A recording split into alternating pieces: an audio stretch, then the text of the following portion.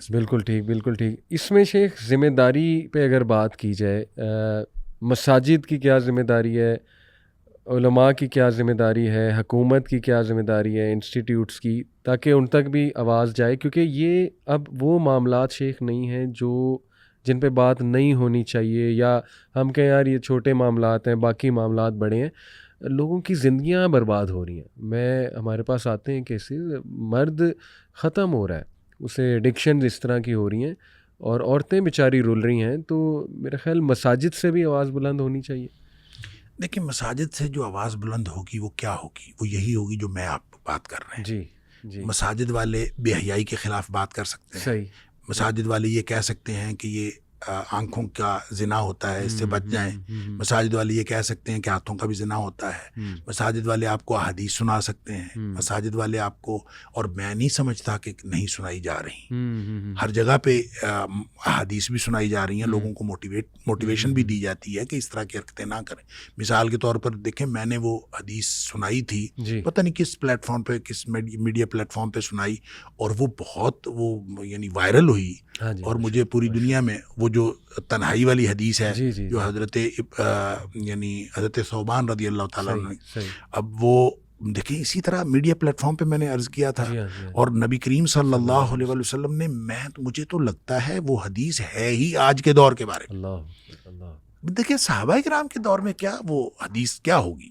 اگرچہ میں نے جب یہ حدیث بہت دفعہ مختلف جگہوں پہ سنائی اور یہ وائرل بھی ہوئی، تو مجھے کہیں ایک دو جگہ سے ایسا فیڈ بیک بھی آیا کہ اس حدیث کے اندر جو ہے ٹیکنیکلی نکارت ہے. صحیح. وہ خیر ایک ٹیکنیکلٹیز، یہ محدثین کا کام ہے، اس کو دیکھیں. لیکن جو معروف بات ہے یہ کہ حدیث صحیح ہے، اور اس کی درایتاً بھی صحیح ہے. اور جب اس کو آپ دیکھتے ہیں آج کے دور میں اس کو لگاتے ہیں، تو وہ مجھے یہ لگتا ہے کہ امپلیمنٹ ہی آج کے دور میں ہوتی ہے. اور جس کو آپ، یہ میں اور آپ جس ایشو کے اوپر بات کر رہے ہیں کہ لوگ جو کچھ دیکھتے ہیں اس کا پھر امپیکٹ ہوتا ہے.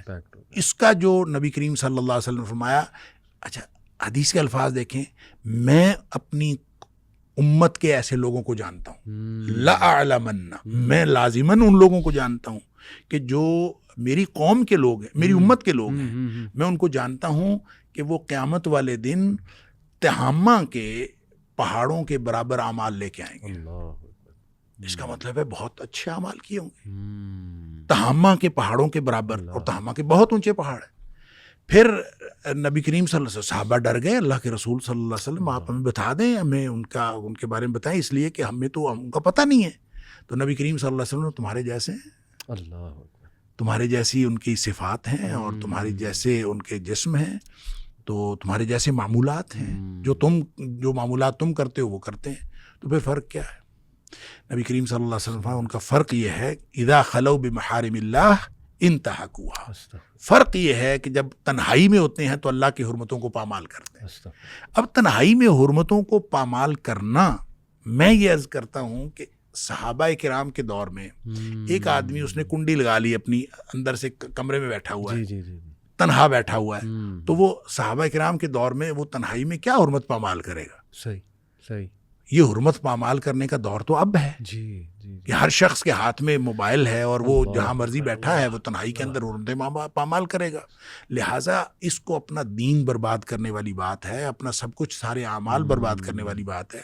تو میں یہ عرض کر رہا تھا کہ جو علماء ہیں وہ، مجھے نہیں لگتا کہ وہ مساجد سے اس کے اوپر آواز بلند نہیں ہو رہی. میں نہیں سمجھتا کہ علماء جو ہے اس کے اوپر بات نہیں کر رہے. ہر جگہ پہ بات ہوتی ہے، لیکن تھوڑا ڈھکے چھپے انداز میں بات ہوتی ہے. کچھ شریعت کا بھی تقاضا ہے اور ہمارے معاشرے کا بھی تقاضا ہے کہ ڈھکے چھپے انداز میں ہی بات ہو. لیکن اس کا جو دوسرا پہلو ہے، جو پریکٹیکل اسپیکٹ ہے، پریکٹیکل اسپیکٹ چونکہ سب کے سامنے بھی نہیں ہوتا، لہٰذا ہر شخص جو ہے وہ اپنے حساب سے بات کرتا ہے. اور یہ بات ہو رہی ہے.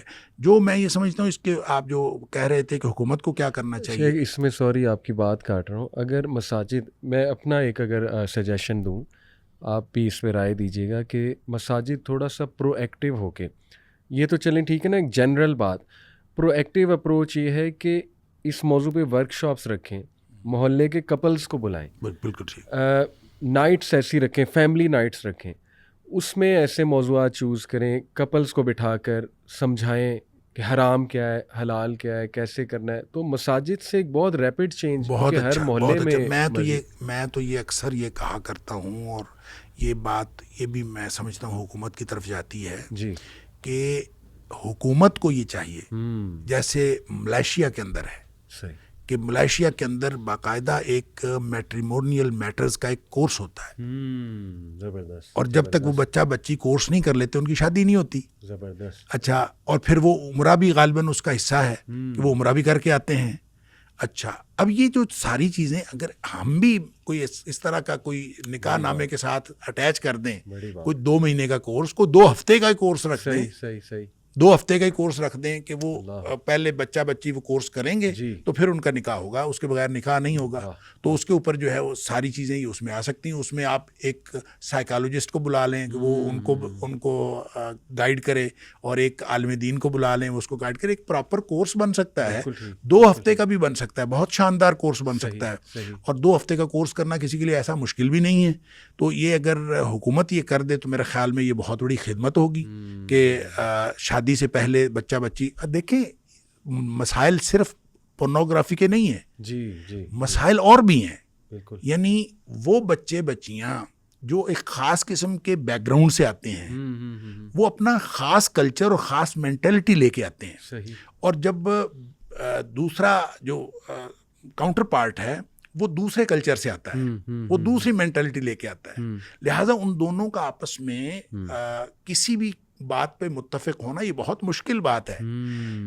یقین کریں ہمارے معاشرے میں, ہمارے ہی اسی پاکستان کے معاشرے میں ایسے کپلز کو جانتا ہوں جو کئی مہینے ان کو اس بات پہ لگ جاتے ہیں بیوی کو سمجھاتے ہوئے کہ یہ جو باہمی عمل ہے یہ حرام نہیں ہے. صحیح.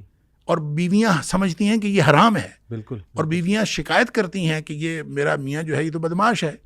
یعنی میں یہ عملاً بتا رہا ہوں آپ کو, پریکٹیکل بات, یہ پریکٹیکل بات ہے کہ انہوں نے شکایت اپنی بڑی بہنوں سے آ کے کی کہ میرا میاں جو ہے وہ تو بدماش ہے, وہ اس طرح کی حرکتیں کرتا جو بدماشوں والی ہے.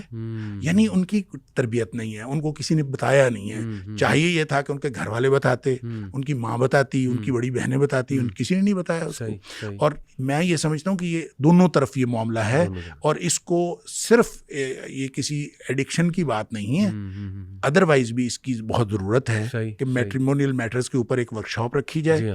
اور یہ ورکشاپ میں اگر نکاح نامے کے ساتھ اٹیچ کر دی جائے تو پورے معاشرے کا ایک بہت بڑا فائدہ ہو سکتا ہے. دوسرا جو حکومت کے حوالے سے میں ایک بات جو پہلے میں کرنا چاہ رہا تھا, درمیان میں آپ نے بات کر لی, وہ یہ کہ دیکھیں یہ ہر طرح کی ویب سائٹ جب بلاک کی جا سکتی ہے, پریکٹیکلی پاسبل ہے, تو کیوں نہیں کرتے؟ بالکل صحیح. مطلب پاکستان کے اندر کوئی فحش ویب سائٹ نہ کھلے, کیا ہم اس کو انشور نہیں کر سکتے؟ میرے خیال ہے, لیکن صحیح کہ وی پی این لوگ استعمال کرتے ہیں جس سے وہ پراکسی بریک کر لیتے ہیں, بٹ وہ اس پہ بھی ریسٹرکشن لگ سکتی ہے. میں یہی کہہ رہا ہوں کہ اس پہ بھی لگ سکتی ہے. جب اس پہ بھی لگ سکتی ہے تو کیا حرج ہے کہ آپ لگا دیں. جب آپ دوسری چیزیں, ابھی پچھلے دنوں جو ہم سن رہے ہیں کہ پاکستان کے اندر کوئی فائر وال لگی ہے اور جس کی وجہ سے پورا سسٹم جو ہے وہ سلو ڈاؤن ہو گیا. اگر وہ کوئی کسی ایک مقصد کے لیے فائر وال لگ سکتی ہے تو اس بڑے مقصد کے لیے فائر وال کیوں نہیں لگ سکتی؟ بالکل ٹھیک. اور ایسا کوئی سسٹم بنا لیا جائے کہ وی پی این بھی ان ویب سائٹس کے اوپر نہ جائے. آپ وی پی این کو بھی ریسٹرکٹ کر سکتے ہیں کہ وہ ان ویب سائٹس کے اوپر نہ کام کرے. بہرحال واللہ عالم, یہ تو ٹیکنیکل لوگ بتائیں گے, ہم تو ٹیکنیکل فیلڈ کے لوگ نہیں ہیں. مجھے نہیں پتا کہ یہ امپاسبل ہے. اگر کوئی چیز امپاسبل ہے تو پھر ٹھیک ہے, ہم سارے بے گناہ ثابت ہوئے. لیکن اگر یہ پاسبل ہے تو پھر ہم گناہ گار ہیں. بالکل ٹھیک. پھر ہم گناہ گار ہیں. اگر پاسبل ہے اور ہم نہیں کر رہے تو وہ حکومت ہے, یہ مختلف ادارے ہیں جو آئی ٹی کے سے متعلق ادارے ہیں, اور نہیں کر رہے تو پھر ہم سب گناہ گار ہیں. باقی سوشل لیول پہ جیسے یوتھ کلب ہے یا اور دیگر آرگنائزیشنز ہیں, یہ میں یہ سمجھتا ہوں کہ یہ اس طرح کی ورکشاپس ایگزیکٹلی اس موضوع پہ تو نہیں, لیکن بہت سارے سوشل جو ٹاپکس ہیں ان کے اوپر ٹائم ٹو ٹائم کرتے رہتے ہیں. اور میرا خیال ہے اس کو اور زیادہ کرنا چاہیے. اور اس طرح کے جتنے ادارے ہیں اور جتنی آرگنائزیشنز ہیں, حکومت نہیں بھی کرتی تو ان آرگنائزیشنز کو اس طرح کی ورکشاپس کرنی چاہیے. اور میں یہ سمجھتا ہوں کہ میٹریمونیل میٹرز جو ہیں یہ اتنے امپورٹنٹ ہیں کہ اس کا تو ایک کورس کمپلسری ہو, اور اس کو کمپلسری بنانے کے لیے تو ظاہر ہے حکومت کام کر سکتی ہے, لیکن ہم آپشنل ایک لوگوں کو اپرچونٹی تو پرووائڈ کر سکتے ہیں اپنی اپنی جگہ پہ, کہ لوگ جو ہے ایک مختصر سا کورس رکھ لیں, مختصر سا کورس کر لیں, جس سے ان کو بہت سارے جو ہے اس طرح کے مسائل کا پتہ چل جائے. بہت زبردست ہوگا, اللہ کرے ایسا ہو جائے انشاءاللہ تعالیٰ. شیخ یہ جو ڈیوینٹ سیکشل بیہیویئر ہے, اس سائیکالوجی میں نے اب نارمل سائیکالوجی ایک سبجیکٹ ہم پڑھتے ہیں, اس میں پورا ایک چیپٹر ہے سائیکو سیکشول ڈس آرڈرس. اس میں یہ اسی طرح کے ڈیوینٹ سیکشول بیہیویئرز ہیں. تو اس میں ایک وجہ بتائی جاتی ہے کہ جیسے مثال کے طور پہ اب کھل کے بات کروں, یہ جن مردوں کو زیادہ شوق اس کا ہے جو حرام عمل ہے, جو لعنتی عمل ہے, اینل سیکس جو ہے, تو ان کی ذرا ہسٹری کھول کے دیکھی جائے, سب کی نہیں لیکن میجورٹی میں یہی ہوتا ہے کہ ان کے ساتھ ایسے معاملات ہوئے ہوتے ہیں بچپن میں, یا انہوں نے کیے ہوتے ہیں, ان کو عادت وہ ہوتی ہے. جیسے میں آپ کو, یا پھر انہوں نے بہت زیادہ دیکھے ہوتے ہیں, یا بہت زیادہ دیکھے ہوتے ہیں. میں آپ کو ریئل جو ہے وہ ایک کیس اسٹڈی بتاتا ہوں. مجھے کسی نے بتائی کہ 17 سال کا لڑکا, اس نے بتایا کہ جب وہ 17 سال کا تھا, بعد میں تو خیر بڑا ہو کے وہ بتا رہا تھا, جب اس کی شادی ہوگی, کہ جب میں 17 سال کا تھا تو میں اپنے ماں باپ کے آگے روتا تھا, پیٹتا تھا کہ بھئی میری خواہشات ہیں, آپ نہ کچھ انتظام میرا کریں, جلد کریں, اس پہ توجہ دیں. تو ظاہر ہے ہمارے کلچر میں آپ کو پتہ ہے یہ بڑا عجیب ہے کہ 18-19 سال میں لڑکے کی شادی کر دی جائے, تو ماں باپ نے توجہ نہیں دی اس طرف. تو اس نے خود بتایا کہ میں بس اس طرف چلا گیا. پھر اب ظاہر ہے وہ مردوں کی طرف جانا پڑا اسے, تو اس سے اس کو وہ عادت پڑ گئی. اس کے بعد وہ کہتے ہیں کہ اب میری شادی ہوئی تو مجھے اٹریکٹ ہی یہ چیز کرتی ہے, میں جو ہے نا وہ دوسرا عمل عورت کے ساتھ نہیں کر سکتا. تو شیخ یہ بھی ماں باپ کی توجہ بھی اس طرف میں سمجھتا ہوں دلانی چاہیے کہ اگر آپ کو نظر آ رہا ہے آپ کے بچے کی خواہش, اور آج دور جس طرح کا ہے, اللہ معاف کرے ہمیں. تو شیخ ابھی میں ایک یونیورسٹی میں گیا ہوا تھا, نام نہیں لوں گا, ادھر کی تربیہ ہیڈ مجھے بتا رہی تھی, اور ادھر کی جو آپ کہہ لیں مین جو ڈائریکٹر ہیں وہ مجھے بتا رہی تھی کہ بچوں کی ہمیں شکایتیں ملتی ہیں کہ ہاسٹلائٹ بچے انہوں نے چھپ کے نکاح کیے ہوتے ہیں. بلکہ انہوں نے بتایا کہ ہمارے یونیورسٹی کے ایک ٹیچر ان کے نکاح کرا رہے تھے چھپ کے, 5-5 ہزار روپیہ لیتے تھے اور کمرے میں نکاح کراتے تھے, اور وہ ٹیمپرری نکاح ہوتا تھا, اور وہ بچے اپنی خواہش پوری کرتے تھے. جب گریجویٹ ہونے والے ہوتے تھے تو کہتے تھے اب طلاق ہے, اب اپنے اپنے راستے. لیکن بات یہ ہے کہ جن بچے بچیوں کو اس طرح کی کوئی گندی عادت پڑتی ہے, یا کوئی اپرچونٹی ملے یا نہ ملے, جو بچے بھی برائی کی طرف جاتے ہیں صرف اس وجہ سے کہ ان کی شادی کی عمر گزر گئی, یا ان کی شادی کی عمر آ گئی تھی اور ان کے والدین نے ان کی شادی نہیں کی, اس گناہ کو آپ یہ سمجھیں کہ وہ صرف بچہ یا بچی گناہ نہیں کر رہے, ان کے والدین گناہ میں شامل ہیں. یہ گناہ ان کے والدین کے اوپر ہے, اور ہمارے والدین جو ہیں خاص طور پہ وہ لگے ہوتے ہیں کہ جناب کوئی بات نہیں, ہم کر لیں گے, ابھی بچی جو ہے وہ BA کرے گی, پھر MA کرے گی, پھر وہ PhD کرے گی, پھر کریں گے, بچی کی خواہشات ہیں ہم کریں گے, اور کیا اندر اندر ہو رہا ہوتا ہے وہ ہمیں پتہ ہی نہیں ہوتا. دیکھیں نبی کریم صلی اللہ علیہ وسلم نے اس حدیث کے اندر جس میں آپ نے فرمایا کوئی رشتہ آ جائے, بچے بیٹی کا, خاص طور پہ بیٹی کا رشتہ آ جائے, بیٹی بہن کا رشتہ, اور وہ رشتہ آیا ہے, اور رشتہ کیسا ہے کہ نہ آپ نے فرمایا کہ وہ بہت مالدار ہو, آپ نے کیا دیکھنا ہے, صرف 2 چیزیں دیکھنی ہیں, من ترضون دینہ و خلقہ, اس کا دین اور اخلاق آپ نے دیکھا کہ وہ اچھا ہے, دین اور اخلاق, بس 2 چیزیں آپ نے دیکھی. آپ نے فزوجوہ, اس سے نکاح کر دو اپنی بہن بیٹی. اچھا آگے فرمایا الا تفعلوہ, اگر تم نہیں کرو گے نا, تکن فتنۃ فی الارض و فساد عریض, زمین میں فتنہ پھیل جائے گا اور بہت بڑا بگاڑ پیدا ہوگا. تو علی بھائی یہ بگاڑ جو ہے یہ بے سبب نہیں ہے, ہم خود اس میں چاہے کوئی دیندار طبقہ ہے, چاہے کوئی بے دین طبقہ ہے, چاہے کوئی بظاہر جو ہے وہ علم والے ہیں, چاہے کوئی بے علم ہیں, ہم سب نے مل کے اس بگاڑ کے اندر اپنا اپنا حصہ ڈالا ہے, اور پھر جا کے یہ بگاڑ پیدا ہوا ہے. لہٰذا جو بھی والدین اپنے بچے بچیوں کی شادیاں ڈیلے کرتے ہیں, اور خامخواہ ڈیلے کرتے ہیں, اور نبی کریم صلی اللہ علیہ وسلم نے جن 3 چیزوں کے بارے میں آپ نے فرمایا کہ جلدی کرنی چاہیے, نماز جب اس کا وقت ہو جائے, جنازہ جب وہ تیار ہو جائے, اور بچہ بچی جس کی رشتے کا بندوبست ہو جائے, تو اس کا نکاح کرنے میں. یہ 3 کام ایسے ہیں جس میں جلدی کرنی چاہیے. تاخیر کرنا گناہ ہے. اور یہ جب پھر بھی ہم تاخیر کر رہے ہوتے ہیں, رشتے آ رہے ہوتے ہیں, ہم نہیں کر رہے ہوتے, بچوں کے بھی رشتے موجود ہوتے ہیں, نہیں جی ابھی تو بچہ پڑھ رہا ہے, ابھی تو وہ کر رہا ہے, اور اندر اندر کیا کچھ ہو رہا ہے. یہ ہے معاشرہ جس میں آپ کسی کے اوپر کوئی اعتماد کر سکیں؟ اس معاشرے میں نہ کوئی سینسرشپ ہے نہ کچھ ہے. اور اس معاشرے میں جیسے خود ہی آپ بتا رہے ہیں کہ جناب وہ استاد ہی ان کا جو ہے وہ 5-5 ہزار لے کے ان کے آپس میں نکاح بھی کروا رہا ہے اور کیا کچھ کر رہا ہے. تو اس طرح کے معاشرے کے اندر بچی کی شادی فوراً کر دینی چاہیے. اور میں نے ایسے لوگ بھی دیکھے ہیں جو یقین کریں جب ان سے ابتداً بات ہوئی تھی تو یعنی ہم اس معاشرے میں پریکٹیکلی بات کر رہا ہوں کہ وہ کہتے تھے کہ میں نے اپنے بچے کی شادی بس 20 سال کی عمر میں کر دینی, 18 سال کی عمر میں کر دینی, بچے کو بڑا نہیں ہونا. اور میں دیکھتا ہوں کہ ان کے بچے جو ہیں وہ MPhil اور PhD تک پہنچے ہوئے ہیں اور شادی کوئی نہیں ہو رہی. کیوں نہیں ہو رہی؟ رشتے کا تنازع ہے. بیٹا کہیں اور کرنا چاہتا ہے, باپ کہیں اور کرنا چاہتا ہے, صرف اس لیے نہیں ہو رہی, ضد لگائی ہوئی ہے. وہ کہتا ہے میں نے وہاں کرنا, وہ کہتا ہے میں نے وہاں نہیں کرنا. بھئی حد ہو گئی. بچے کو جہاں پسند ہے آپ اس وہاں شادی کر دیں. اگر کوئی نہیں ایسا مسئلہ, وہاں پہ کوئی غیر شرعی بات نہیں ہے تو شادی کر دیں. اکثر ماں باپ کے ہاں یہی پرابلم, ذات پات بھی بہت ایشو. لہٰذا ماں باپ جو ہیں وہ اپنی ذمہ داری کو سمجھیں, اور اگر ان کی وجہ سے بچہ بچی گناہ میں مبتلا ہو گئے ہیں تو یہ گناہ ماں باپ کے اوپر ہے.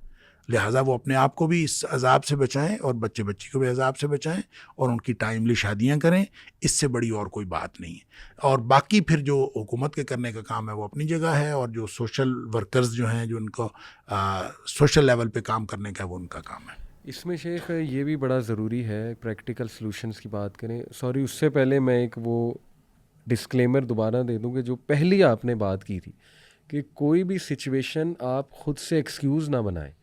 جیسے اب کوئی ہماری اس بات کو لے لے کہ دیکھا یہ لوگ بھی مان رہے ہیں کہ ماں باپ کا قصور ہے, تو اب چونکہ ماں باپ مان نہیں رہے تو چلو گناہ کیے جائیں. تو میں انہیں اسی طرح توجہ دلاؤں گا آپ کی جو پہلی بات تھی کہ یہ کوئی ایکسکیوز نہیں ہے کہ اب حرام کام کرنا ہے. اس پہ صبر تو کرنا چاہیے نا آپ کو. اگر چلے ماں باپ لیٹ سے نہیں کر رہے تو اس کا ہرگز یہ مطلب نہیں آپ چھپ کے نکاح کرنے لگ گئے حرام کام میں چلے. اس کا مطلب یہ نہیں ہے جی کہ آپ گناہ کریں گے تو صرف ماں باپ کو گناہ ہوگا. اس کا مطلب یہ نہیں ہے. جی جی جی, آپ کا گناہ آپ کے اوپر ہے. وہ تو بہت بڑا گناہ ہے. آپ کا گناہ آپ کے اوپر ہے, ماں باپ کا گناہ ماں باپ کے اوپر ہے.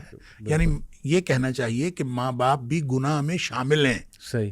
یہ نہیں ہے کہ صرف آپ کے اوپر گناہ ہے, اور نہ صرف یہ ہے کہ ماں باپ کے اوپر گناہ ہے. آپ کے اوپر اپنا گناہ ہے, والدین کے اوپر اپنا گناہ. بالکل ٹھیک. شیخ اگر سلوشنز کی بات کریں, یہ ایسا انسان جو تھوڑا ڈیوینس شو کر رہا ہے اپنے سیکشل بیہیویئر میں, کوئی لت پڑی ہوئی ہے, اللہ معاف کرے, اللہ بچائے سب کو, جیسے اس ایکٹ کی لت پڑی ہے جو لانتی ایکٹ ہے, یا ایون عورتوں کے مخصوص ڈیز میں ان کو اپروچ کرے, کیئر ہی نہ کرے کہ نہیں بس میری ضرورت ہے, ایون فرض روزے توڑوا دے, ان کے رمضان کے روزے توڑوا دے, یا کوئی اور لت پڑی ہو خدا نہ خواستہ تصاویر دیکھنے کی, بہت زیادہ چیٹنگ کرنے کی, افیئرز بنانے کی, یہ وہ. تو اسٹیپ بائی اسٹیپ چلیں. کاؤنسلنگ تو ہے ہی, اسے چاہیے کہ ڈسکس کرے کسی سے, کاؤنسلنگ لے جا کے انشاءاللہ کچھ اس کا ذہن کھلے. اور شرعی طور پہ شیخ کیا اس کو آپ سمجھتے ہیں اسٹیپ کیا ہونا چاہیے, گائیڈ لائن؟ دیکھیں بات سنیں, دل جو ہے نا, دل یہ سارے جسم کا مرکز ہے, اور دل کے اوپر سارے اعمال افعال دل کے اوپر اثر انداز ہو رہے ہوتے ہیں. ہم جو کچھ کر رہے ہوتے ہیں یہ دل کے اوپر اثر انداز ہو رہے ہوتے ہیں. اور دل کے بارے میں نبی پاک صلی اللہ علیہ وسلم نے فرمایا کہ جس کا دل بگڑ گیا اس کا سارا جسم بگڑ گیا. دل صحیح ہو گیا سارا جسم صحیح ہو گیا. اب آپ جو کچھ بھی کر رہے ہیں, چاہے آنکھوں سے کر رہے ہیں, چاہے کانوں سے کر رہے ہیں, چاہے زبان سے کر رہے ہیں, چاہے ہاتھوں سے, چاہے اس کا اثر دل پر پڑ رہا ہے. نبی کریم صلی اللہ علیہ وسلم نے فرمایا کہ جب کوئی شخص گناہ کرتا ہے نا تو اس کا سیاہ نقطہ لگ جاتا ہے دل کے اوپر. اگر اس کے بعد نیکی کر لی تو سیاہ نقطہ نکل جاتا ہے, سوقل قلبہ, اس کا دل صاف ہو جاتا ہے. لیکن اگر اس نے نیکی نہیں کی اس کے بعد اس کو بار بار کرتا گیا تو وہ نقطہ لگتے لگتے لگتے پورا دل سیاہ ہو جاتا ہے. اچھا, پورا دل سیاہ ہو جاتا ہے تو یہ اصل میں ایک زنگ کی کیفیت ہے, جو زنگ نصیحت کا کرنٹ پاس نہیں ہونے دیتا, یا یوں کہہ لیں کہ نیکی کی طرف جانے نہیں دیتا. یہ گویا آپ اپنے آپ کو جو نیکی کی جو ٹینڈنسی تھی یا نیکی کا جو کیپیسٹی تھی, جو ایبلٹی تھی, وہ ختم کر لی, جس کو آپ کہتے ہیں مجھ سے اب ہوتا نہیں. اب اس کا مطلب ہے دل خراب ہو گیا تو اب آپ نے کیا کرنا ہے. وہ جو دل خراب ہوتا ہے، اس میں دو باتیں میں دو ڈفرینٹ ڈائمینشن میں کرنا چاہتا ہوں. جب دل خراب ہو گیا ہے تو دل خراب ہونے میں جو سب سے زیادہ ایفیکٹ ہوتا ہے نا، سب سے تیز، وہ آنکھ کا ہوتا ہے. اس لیے نبی کریم صلی اللہ علیہ وسلم نے فرمایا آنکھ شیطان کے تیروں میں سے ایک تیر ہے.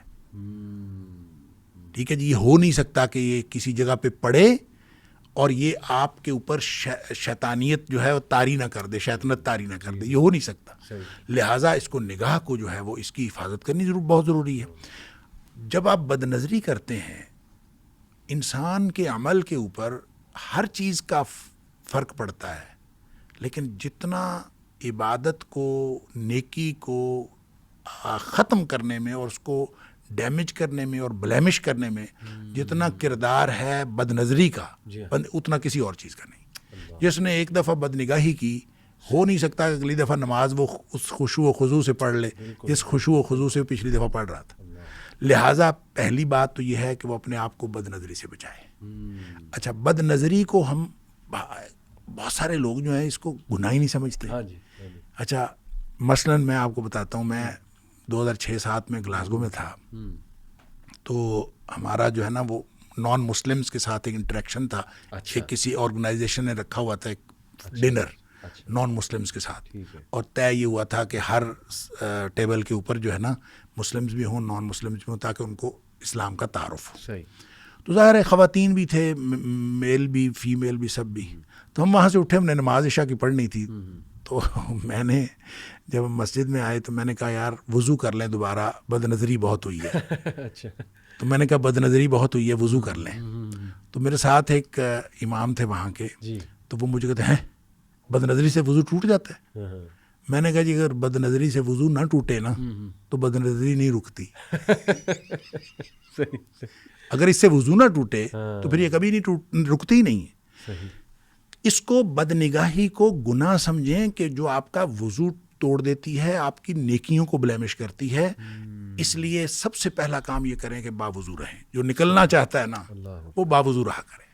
بالکل ٹھیک. اچھا، باوضو رہے، باجماعت نماز پڑھے، نمازوں کا اہتمام کرے، قرآن کا اہتمام کرے.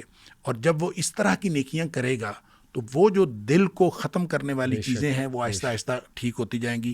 اور وہ جو کہتا ہے نا مجھ سے ہوتا نہیں ہے، میں ہیلپ لیس فیل کرتا ہوں، وہ خود بخود اللہ تعالیٰ اس دل کو ٹھیک کر دے گا اور ہونا شروع ہو جائے گا. اس کی ول پاور بھی بلڈ ہو جائے گی. دوسری طرف یہ ہے کہ ایک حدیث میں آتا ہے کہ صحابہ نے نبی پاک صلی اللہ علیہ وسلم سے پوچھا، اس وقت جب نبی پاک صلی اللہ علیہ وسلم نے بتایا ان القلوب لتصدع کما یصدع الحدید اذا اصابہ الماء، دلوں کو زنگ لگ جاتا ہے جس طرح سے لوہا پانی میں پڑا رہے تو اس کو زنگ لگ جاتا ہے، اسی طرح دلوں کو زنگ لگ جاتا ہے. اب زنگ لگ جاتا ہے تو اس کا مطلب کہ نکمے ہو جاتے ہیں، کسی کام کے نہیں رہتے. تو صحابہ نے پوچھا ما جلاؤہا یا رسول اللہ صلی اللہ علیہ وسلم، اس کو ٹھیک کرنے کا، اس کو صاف ستھرا کرنے کا کوئی طریقہ ہے؟ آپ نے فرمایا کثرت ذکر الموت و تلاوت القرآن. موت کو بہت زیادہ یاد رکھنا اور قرآن پاک کی تلاوت کرنا، یہ دو چیزیں ایسی ہیں جو دلوں کا زنگ اتارتی. تو اس کا مطلب ہے یہ بھی نیکیوں میں شامل ہیں. اگر آپ نیکیاں کریں گے، آخرت کو یاد رکھیں گے، نیکیاں کریں گے، تو آہستہ آہستہ جو آپ کا، جو میں نے شروع میں بات کی تھی، ان الحسنات یذہبن السیئات، جو نیکیاں ہیں یہ گناہوں کو ختم کر دیتی ہیں. تو اگر کسی نے نکلنا ہے اس دلدل سے تو بڑا زبردست قسم کا جو سہارا ہے وہ نیکیاں ہیں. اور اس میں نیکیوں میں بھی زبردست اگر ہم مزید فوکس کریں تو نماز اور قرآن. ان الصلاۃ تنہا عن الفحشاء والمنکر، برائی اور بے حیائی سے نماز روکتی ہے. اور ان ھذا القرآن یہدی للتی ہی اقوم، یہ قرآن ہے جو سیدھے رستے پر لے جاتا ہے. اور اگر انسان ادھر جڑ جائے تو انشاءاللہ آہستہ آہستہ. شیخ، نماز کی بات کریں تو فجر میں کتنی پاور ہے نفس کو کنٹرول کرنے کے حوالے سے؟ اور اپنے اندر کوئی پاور آئے گی تو پھر فجر میں پاور آئے گی نا. جب آپ اٹھتے ہی نہیں ہیں فجر کے لیے تو پھر وہ پاور کیسے آ سکتی ہے؟ دیکھیں نماز جو ہے نا، نماز یہ اس کا مطلب یہ نہیں ہے کہ آپ اپنی مرضی سے پڑھیں. نماز وہ ہے جو اللہ کی مرضی سے پڑھی گئی. اللہ کی مرضی کی نماز میں جس طرح مغرب آپ نے ٹائم پہ پڑھنی اسی طرح فجر بھی نہ ٹائم پہ پڑھنی ہے. بالکل. جس طرح وہ آپ نے مسجد میں جا کے باجماعت پڑھنی وہ بھی مسجد میں جا کے باجماعت پڑھنی. جب آپ نے یوں 5 نمازیں پڑھی نا تو وہ اللہ کی نہیں, پھر وہ اللہ کی نماز ہے, وگرنہ وہ اللہ کی نماز نہیں ہے. صحیح. آپ کسی سے پوچھیں کہ نمازیں پڑھتے ہو, تو ہاں پڑھتا ہوں, کبھی 5 پڑھ لیتا ہوں, کبھی 4 بھی پڑھ لیتا ہوں, کبھی 3 پڑھ لیتا ہوں, لیکن اکثر میں 5 پڑھ لیتا ہوں. ابھی 4 کیوں پڑھ لیتے ہو, 3 کیوں پڑھ لیتے ہو؟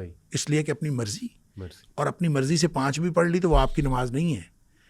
اللہ کی نماز ہے تو وہ 5 ہیں, اس میں کمی نہیں واقع ہو سکتی. اس میں فجر کی نماز بھی ہے.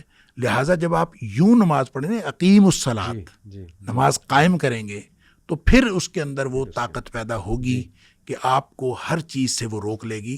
ہم جب نماز کو اس طرح کا کرتے ہی نہیں ہیں تو گلا کر رہے ہوتے ہیں جی نماز تو ہم پڑھتے ہیں لیکن یہ روکتی نہیں ہے, پھر بھی یہ روکتی نہیں ہے. آپ پہلے نماز کو نماز تو بنائیں تو پھر آپ گلا کریں. شیخ یہ ایک بڑا امپورٹنٹ سوال ہے, چند آخری سوالات میں سے, کہ برے خیالات سوچنا. بہت سے لوگ اس کو بھی انڈر ایسٹیمیٹ کرتے ہیں, کہتے ہیں ہم عمل تو نہیں کر رہے نا, اب سوچیں آتی ہیں, وہ کہتے ہیں جی رات کو سوچیں آتی ہیں تو سوچیں تو معاف ہے.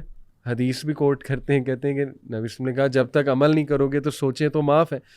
لیکن وہ سوچیں بھی اتنی خطرناک ہوتی ہیں شیخ, بلکہ وہ ایک حدیث آپ ہی بیان کر دیجئے, مجھے کچھ یاد آ رہے ہیں اس کے الفاظ, کہ اللہ سے حیا میں یہ بھی آتا ہے کہ سوچوں کو بھی کنٹرول جو ہے وہ کیا جائے.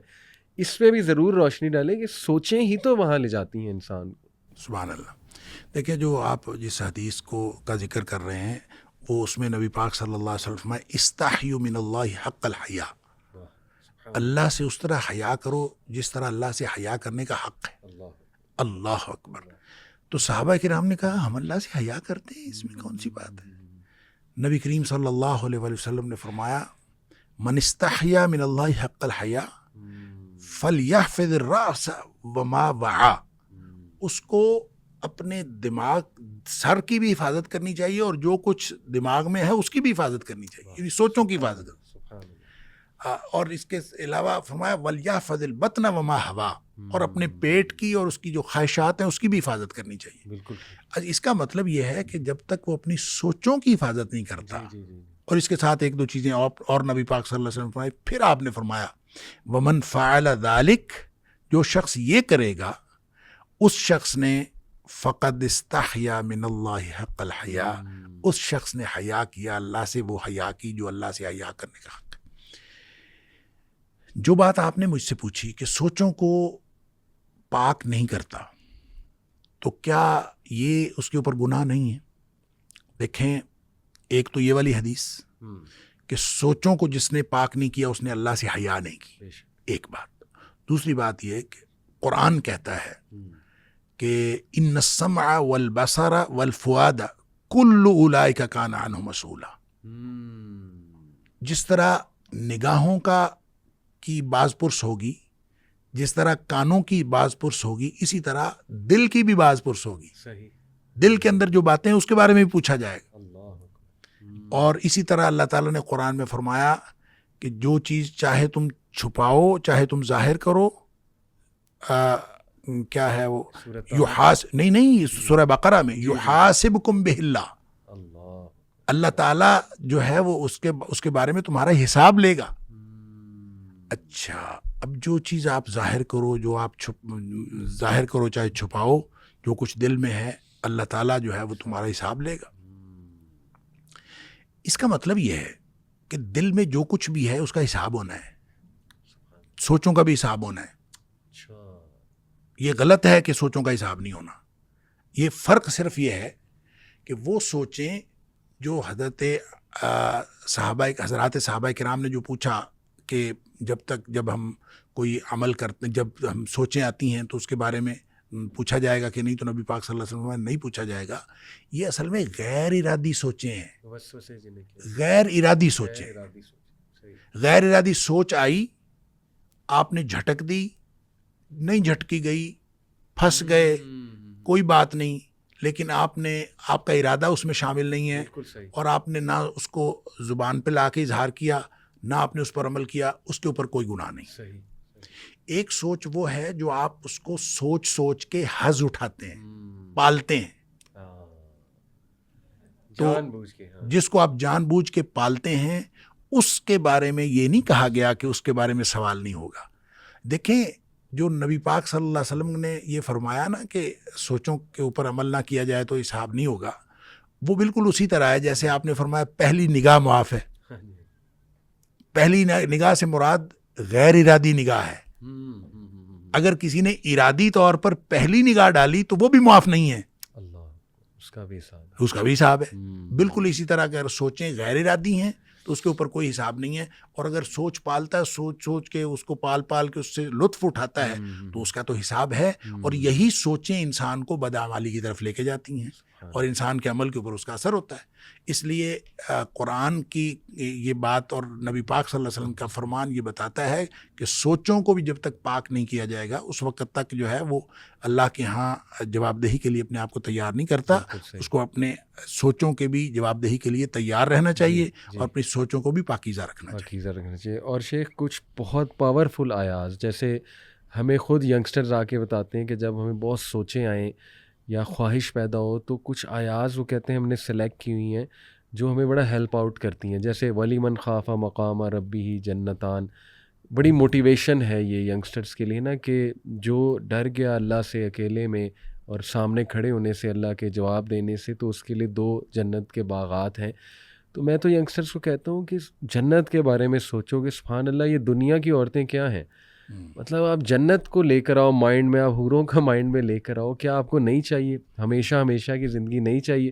اور دوسری یہ جو سورہ ملک کی آیا ہے ان الذین یخشون ربهم بالغیب لهم مغفرۃ واجر کبیر, 2 مطلب اللہ نے پرومسز کیے ہیں کہ مغفرہ اور اجر کبیر. تو یہ بھی میرا خیال آیاز کلیکٹ کی جائیں اور ان کو سوچا جائے جب بہت زیادہ حاوی کوئی چیز جو ہے ہو رہی, یہ بھی بہت ہیلپ کرے گی. بالکل ٹھیک ہے. ایسی آیات دیکھیں, یہ صرف کوئی کسی ایک آیت کی بات نہیں, بہت ساری آیات, کوئی بھی آیات ہو سکتی ہیں. آپ قرآن پاک خود حل ہے مسئلے کا, لہذا قرآن پاک کا کوئی حصہ پڑھیں, کوئی آیت دہرائیں. آپ سورہ اخلاص ہی دہرانا شروع کر دیں, سورہ اخلاص دہرانا شروع کر دیں, سورہ فاتحہ دہرانا شروع کر دیں, آپ آیت الکرسی دہرانا شروع کر دیں, آپ یہ جو آمن الرسول ہے یہ دہرانا شروع کر دیں. یعنی جو بھی آیات آپ پکڑ لیتے ہیں اور ان کو آپ دہرائیں, تو پورا قرآن آپ نہیں پڑھ سکتے تو آپ کچھ آیات جو ہیں وہ ان کو دہراتے رہیں. انشاءاللہ یہ آپ کے اندر وہ انرجی بوسٹ کریں گی جس کے ذریعے سے آپ گناہوں سے بچ سکیں گے. ایکسیلنٹ. شیخ آخری بات, بس ٹائم بھی ختم ہو رہا ہے, کہ ان بطش ربک لشدید, اللہ کی پکڑ بھی بہت سخت ہے. ایک طرف اگر اللہ بہت رحمان ہے, بہت رحیم ہے, تو اگین یہ مرد ایسے جو چینج نہیں ہونا چاہ رہے, کوشش نہیں کر رہے, بیویوں کو مجبور کر رہے ہیں, اپنی بھی زندگی برباد کر رہے ہیں, اپنے خاندان کی, اپنی بیویوں کی, اپنے بچوں کی بھی زندگی رسک میں ڈال رہے ہیں. ان کو انشاءاللہ آپ کی ایڈوائس اور آپ کے تھرو میں چاہتا ہوں ایک ریمائنڈر, تاکہ ہماری آواز وہاں تک پہنچ جائے, ایک ہلا دینے والا انشاءاللہ آپ کیا ریمائنڈر جو ہے جانے سے پہلے دینا چاہیں گے انشاءاللہ ایسے لوگوں کو؟ دیکھیں, اگلا لمحہ ہماری موت کا لمحہ ہو سکتا ہے. اللہ یہ جو سانس اندر جا رہی ہے نا اور باہر آ رہی ہے, یہ بالکل کسی بھی لمحے رک سکتی ہے, اور بس اللہ کا حکم ہونا ہے اور یہ سانس رک جانی ہے. بالکل ہو سکتا ہے جس گناہ میں آپ مبتلا ہیں اس گناہ کی کیفیت میں آپ کی سانس رک جائے. لہذا حسن خاتمہ کی فکر کریں کہ آپ کا جو خاتمہ ہو کسی اچھی جگہ پہ ہو, کسی اچھے مقام پہ ہو. یقین کریں, میں ابھی یو کے سے ہو کے آیا ہوں نا, میری اہلیہ ساتھ تھی, تو مجھے پتہ کیا کہتی ہیں, مجھے کہتی میں نے اب یو کے نہیں جانا. اچھا. میں نے کہا کیوں؟ کہتی مجھے وہاں فکر یہ تھی کہ میں اگر یہاں مر گئی تو 2 میں سے ایک بات ہوگی, یا آپ مجھے یہاں دفنائیں گے جو کہ میں وہاں دفن نہیں ہونا چاہتی, یا آپ میری ڈیڈ باڈی کو پاکستان لے کے جائیں گے. تو اس کا مطلب یہ ہے کہ آپ میری ڈیڈ باڈی کو کبھی جہاز پہ چڑھائیں گے, کبھی کہیں اتاریں گے, تو آپ خراب کریں گے. تو میں اللہ سے یہ دعا کرتی رہی کہ میری موت یہاں نہ آئے. تو بھائی بات یہ ہے کہ ہم نے مرنا ہے, سانس کسی وقت رک سکتی ہے. تو اگر تو مہلت لی ہوئی ہے کہ ابھی آپ نہیں مر رہے یا ابھی موت نہیں آ رہی, تو پھر جو مرضی کرنے. وگرنہ اپنے حسن خاتمہ کی فکر کریں اور یہ دعا کیا کریں، اللہم انی اسألک الاخلاص فی العلم والعمل وحسن الخاتمہ۔